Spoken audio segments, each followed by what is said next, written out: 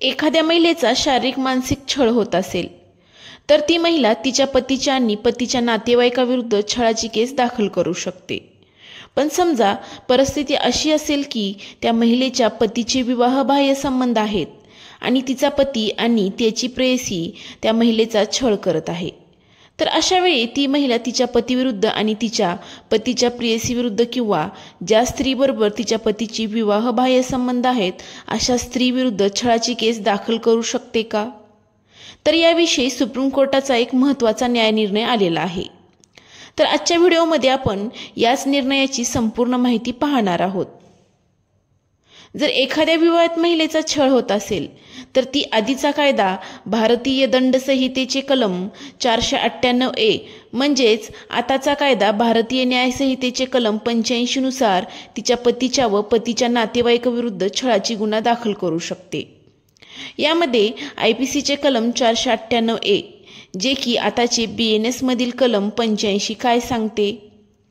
Section 85 तर बघा, whoever being the husband or the relative of the husband of a woman subject such woman to cruelty shall be punished with imprisonment for a term which may extend to 3 years and shall also be liable to fine।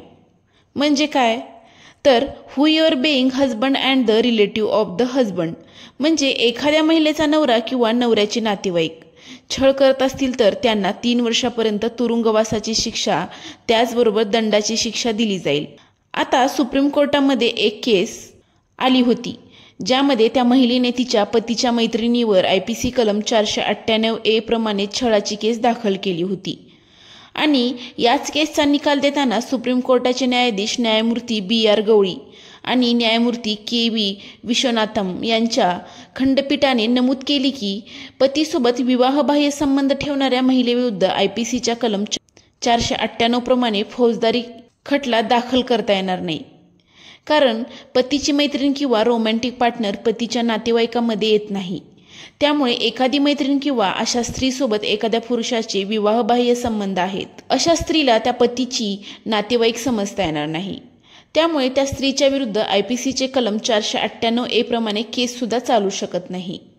यामध्ये पुढे supreme कोर्टाने सुविधाविरुद्ध राज्य police निरीक्षक आणि इतर या 2009च्या केसमधील न्यायनिर्णयाचा संदर्भ दिला, ज्यामध्ये असे नमूद केले आहे की नातेवाईक म्हणजे रक्त किंवा दत्तक व्यक्ती, म्हणजे जी व्यक्ती रक्ताच्या नात्यातील आहे किंवा दत्तक आल्यानंतर नातेवाईक झाले आहे अशा व्यक्तीच फक्त नातेवाईक असू शकतात।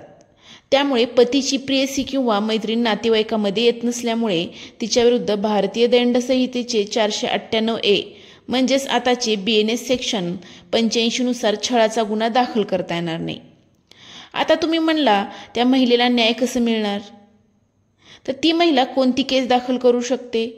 तर ती महिला तिच्या पतीविरुद्ध छळाची केस दाखल करू शकते, पण त्याचबरोबर तिच्या पतीचे विवाहबाह्य संबंध असल्यामुळे या कारणावरून ती घटस्फोट घेऊ शकते आणि त्या घटस्फोटाच्या अर्जामध्ये तिच्या पतीचे ज्या स्त्रीबरोबर शारीरिक संबंध आहेत त्या स्त्रीला सुद्धा त्या अर्जामध्ये समाविष्ट करू शकते आणि तिच्या पतीकडून घटस्फोट घेऊ शकते।